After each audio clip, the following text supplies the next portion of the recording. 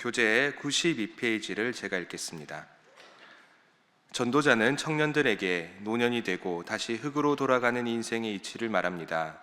육체로는 헛될 수밖에 없으니 영원한 존재를 소망하라고 말합니다. 또한 전도자는 진리의 말씀들을 정직하게 기록하였고 지혜자들의 말씀은 채찍 같고 스승들의 말씀들은 잘 박힌 못 같다고 말합니다. 전도자는 마지막으로 하나님을 경외하고 그의 명령을 지키는 것이 모든 사람의 본분이라 말합니다.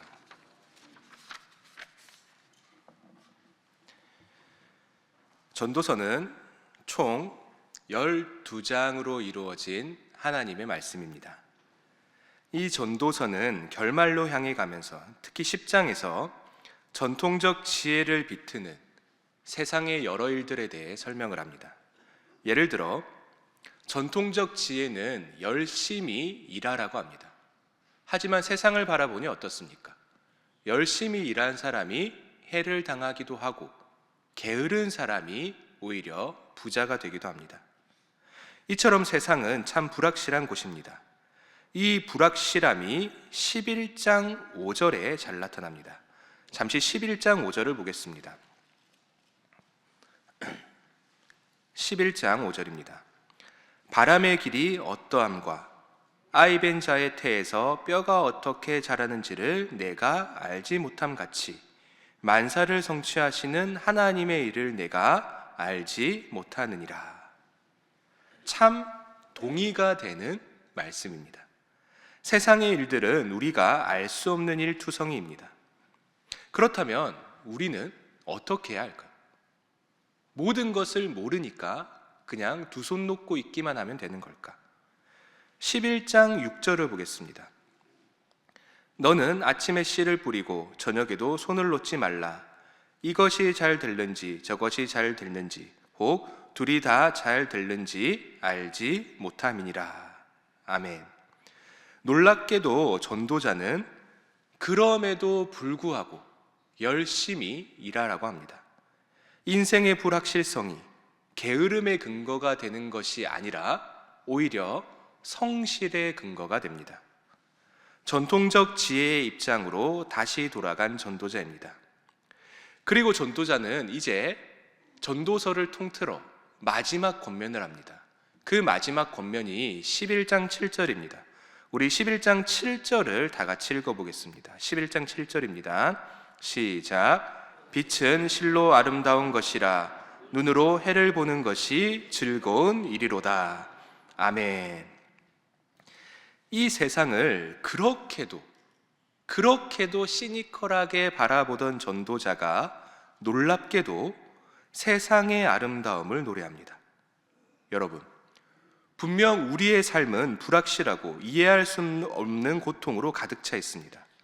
그럼에도 불구하고 전도자는 하나님이 창조하신 이 세상에 사는 일이 아름다운 일이라고 합니다.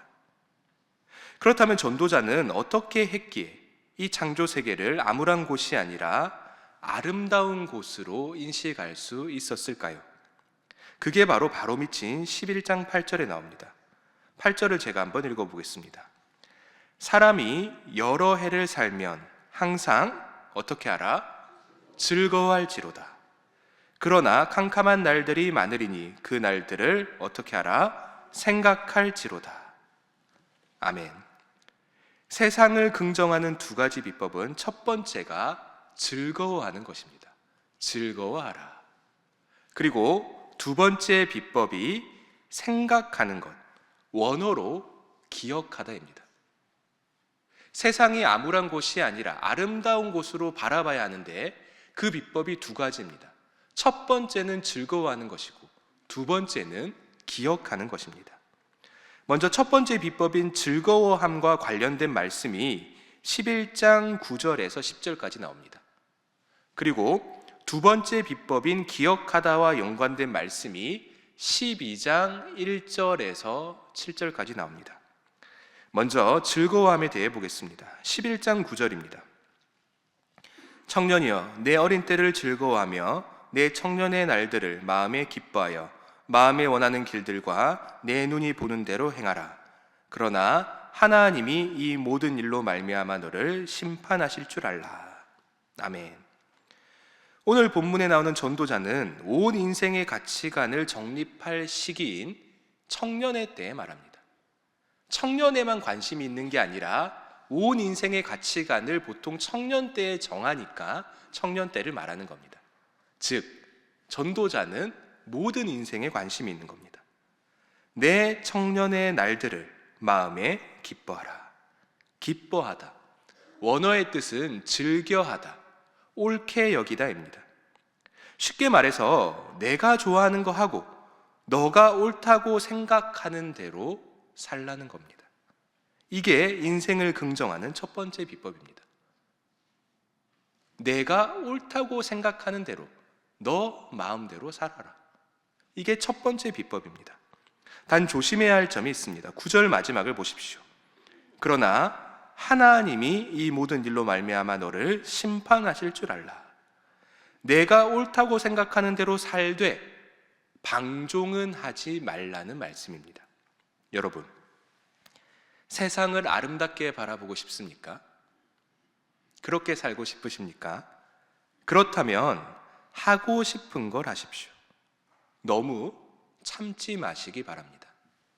그게 바로 허물을 극복하고 세상을 아름답게 바라보는 비법 중 하나입니다.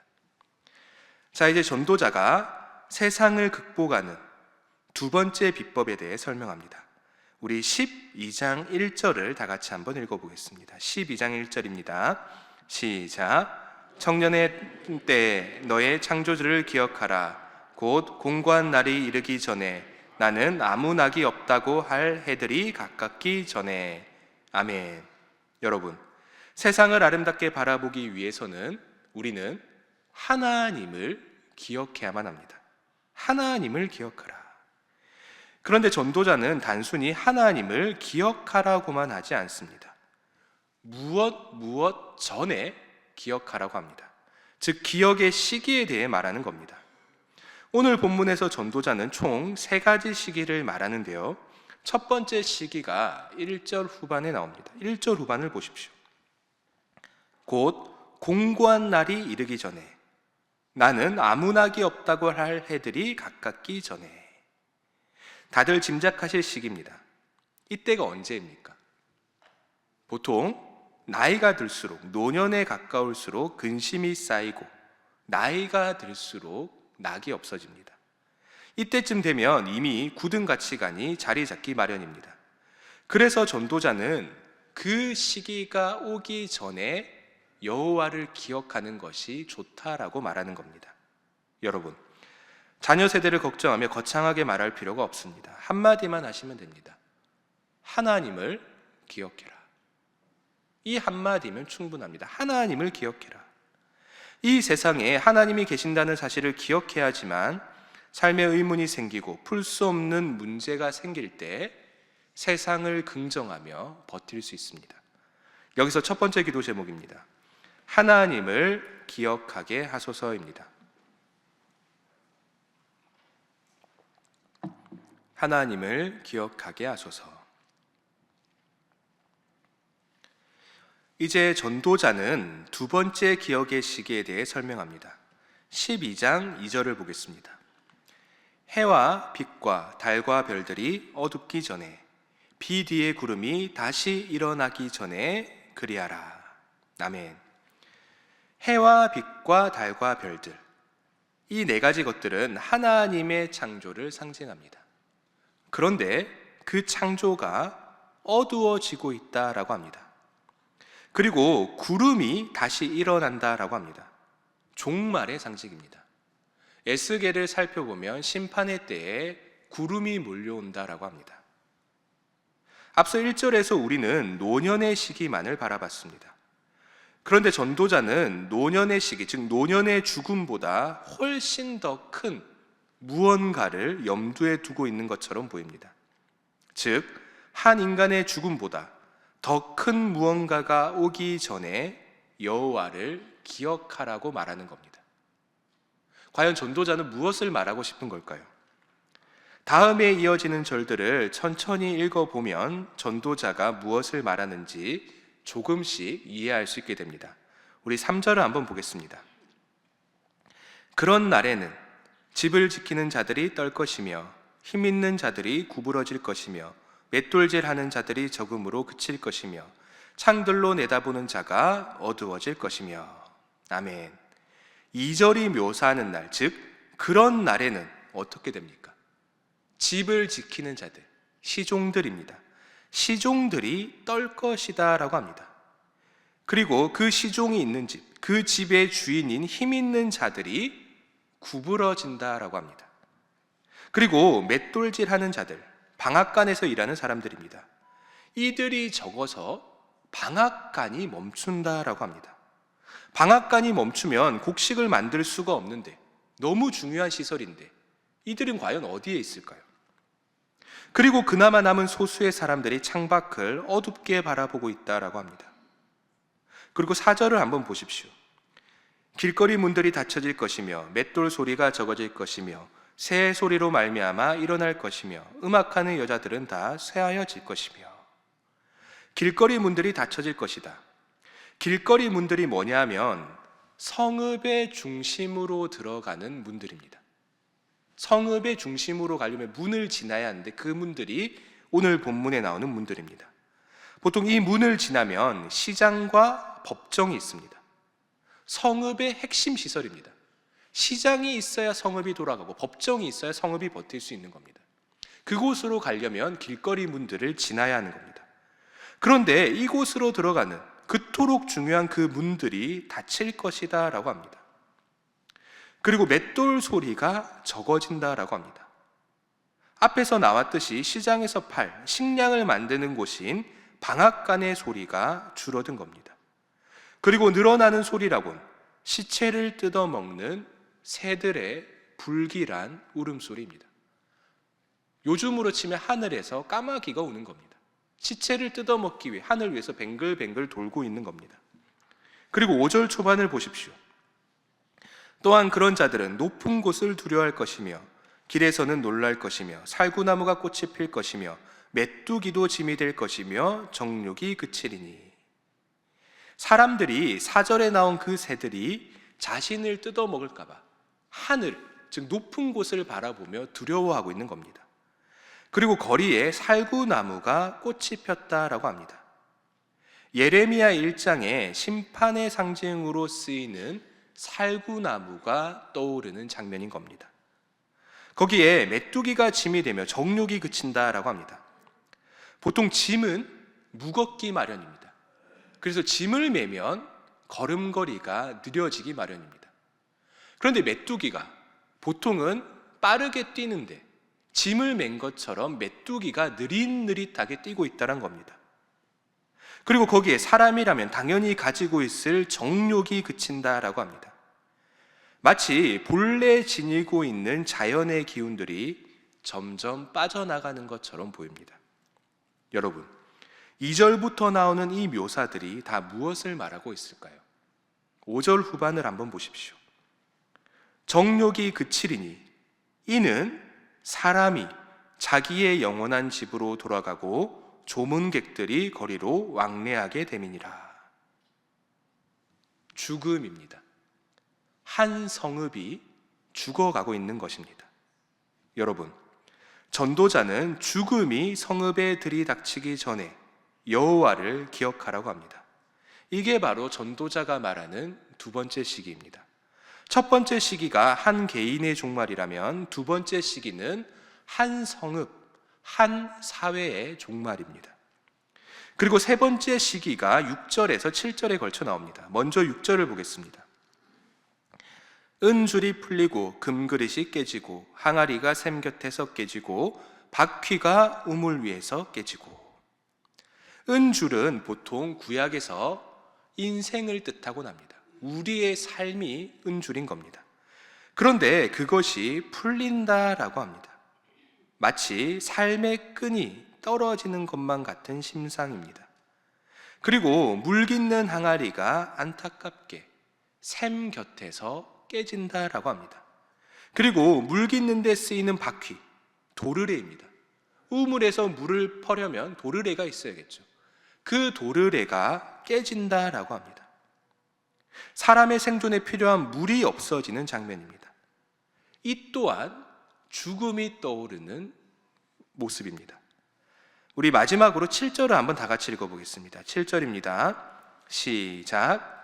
흙은 여전히 땅으로 돌아가고 영은 그것을 주신 하나님께로 돌아가기 전에 기억하라. 아멘. 인간의 창조가 떠오르는 장면입니다. 하나님께서 이 세상의 흙과 자신의 호흡으로 사람을 만드셨습니다. 그런데 흙과 호흡이 다시 자신의 자리로 돌아가게 됩니다. 마치 한 인간의 죽음이 아니라 온 인류의 종말을 보는 것만 같은 장면입니다. 이게 바로 전도자가 말하는 세 번째 시기입니다. 첫 번째 시기는 한 인간의 죽음이고, 두 번째 시기는 한 성읍의 끝이고, 세 번째 시기는 온 인류의 종말입니다. 이 시기가 다가오기 전에, 즉 종말이 오기 전에 여호와를 기억하라는 것입니다. 여러분, 분명 우리가 앞에서 살펴봤듯이 세상을 아름답게 보는 두 번째 비결은 여호와를 기억하는 것입니다. 그런데 여호와를 기억할 때 무엇과 연관하여 하나님을 기억하실 겁니까? 우리는 종말과 연관하여 하나님을 기억해야만 합니다. 우리의 인생과 온 만물의 끝, 그 종말에 하나님께서 서 계십니다.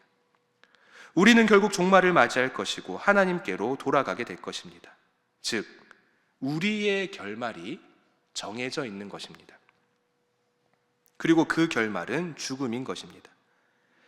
그런데 참 아이러니하게도 그 죽음, 즉 정해진 결말이 과정의 허무, 인생의 허무를 극복하게 만들어줍니다. 정해진 결말이 인생의 허무를 극복하게 만들어준다. 이게 무슨 말이냐? 쉽게 예를 들어 드리겠습니다. 예를 들어 여기 모인 우리 신일 성도들의 인생을 하나하나 살펴본다라고 가정해 보겠습니다. 우리의 인생이 어떨까요? 한번 잠깐 떠올려 보십시오. 내 인생이 어떠했는가?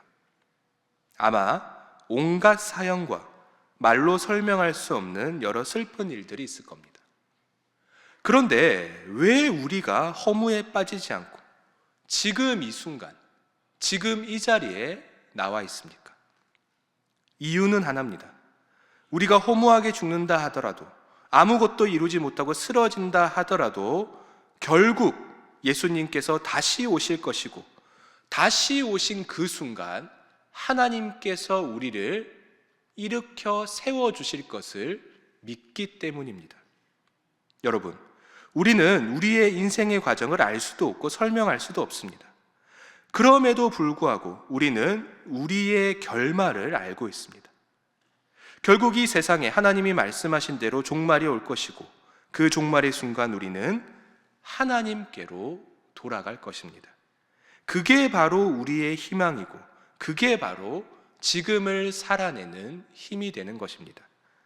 여기서 두 번째 기도 제목입니다. 결말을 바라보게 하소서입니다. 결말을 바라보게 하소서.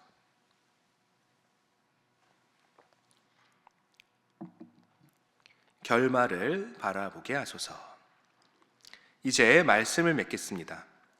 이미 말씀을 드렸다시피 전도자의 마지막 권면은 이 세상을 암울하게 바라보는 것이 아니라 아름답게 바라보라는 것입니다. 그것만이 허물을 이겨낼 수 있습니다. 그러기 위해서는 인생을 즐겨야 하며 종말의 끝에 존재하시는 하나님을 기억해야만 합니다. 그리고 남은 구절이 8절에서 14절이죠. 이 8절에서 14절은 일종의 에필로그입니다. 전도서의 결말 후에 이제 이미 전도서가 끝이 났는데 전도서를 쓴 작가가 마지막 뒷말을 남긴 것입니다. 이 부분의 내용은 꽤 간단합니다. 9절에서 10절은 이제까지 했던 그 전도자의 말들이 신뢰할 만하다라는 겁니다. 9절에서 10절을 한번 보십시오.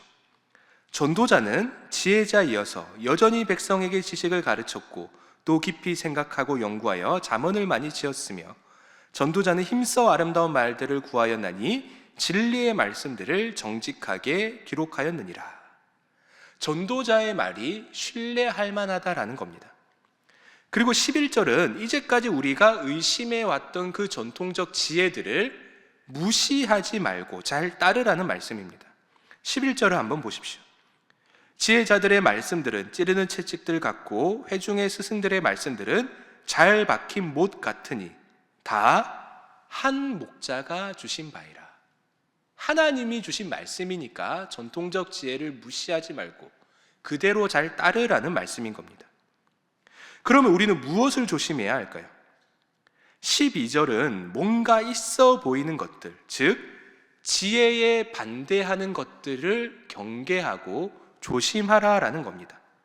그런 것들이 있어 보여서 열심히 공부하지 말라는 겁니다. 다 피곤한 것이다 라고 말하는 겁니다. 그리고 마지막으로 13절에서 의심하지 말고 전도자가 말한 대로 허무에 빠지지 말고 지혜를 잘 따라가라 라고 합니다. 왜냐하면 그 이유가 14절에 나옵니다. 우리 마지막 14절을 함께 읽겠습니다. 14절입니다. 시작. 하나님은 모든 행위와 모든 은밀한 일을 선악간에 심판하시리라. 아멘.